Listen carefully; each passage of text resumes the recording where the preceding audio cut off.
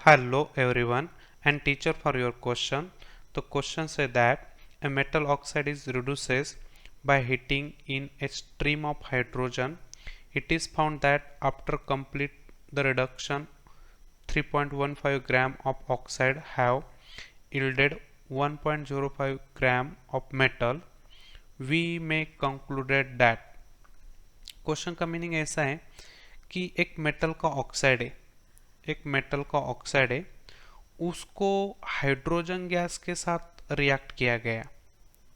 मतलब यहाँ पे मैं लिखता हूँ कि एक मेटल ऑक्साइड था,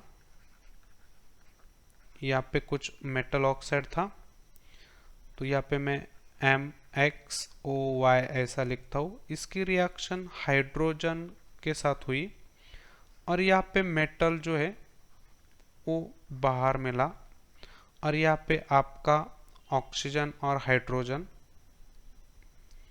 तो ऑक्सीजन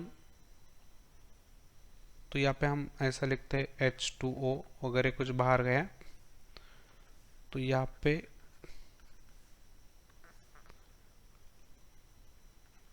H2O कोई तो अमाउंट में बाहर गया, तो यहाँ पे ये मेटल एक्सट्रैक्ट हुआ।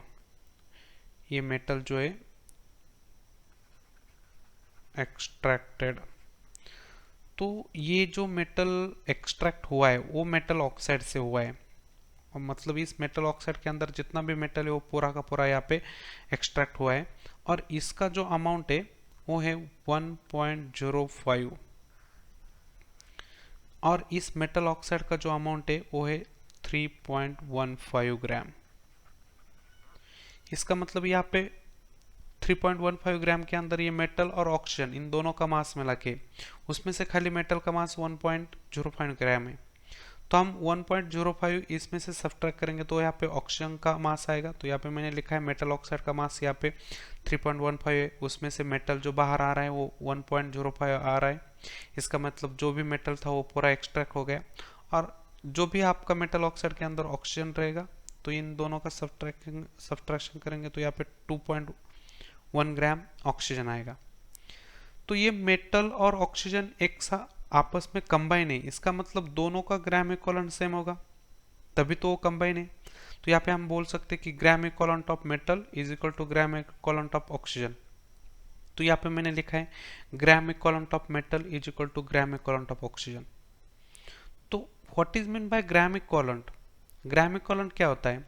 मास of metal divide by equivalent weight of metal is equal to mass of oxygen divide by equivalent weight of oxygen.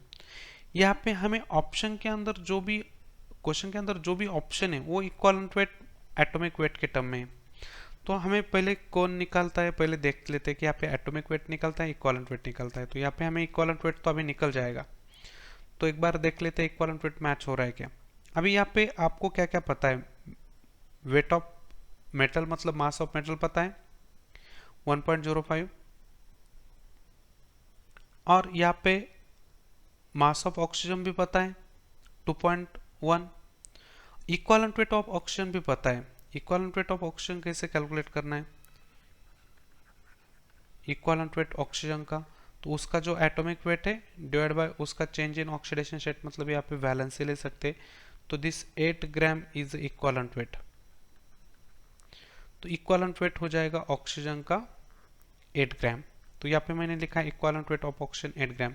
तो 8 इंटू 1.05 ग्राम ये मल्टीप्लिकेशन हो जाएगा, उसको डिवाइड हो जाएगा 2.1, तो यहाँ पे आएगा इक्विवेलेंट वेट ऑफ मेटल।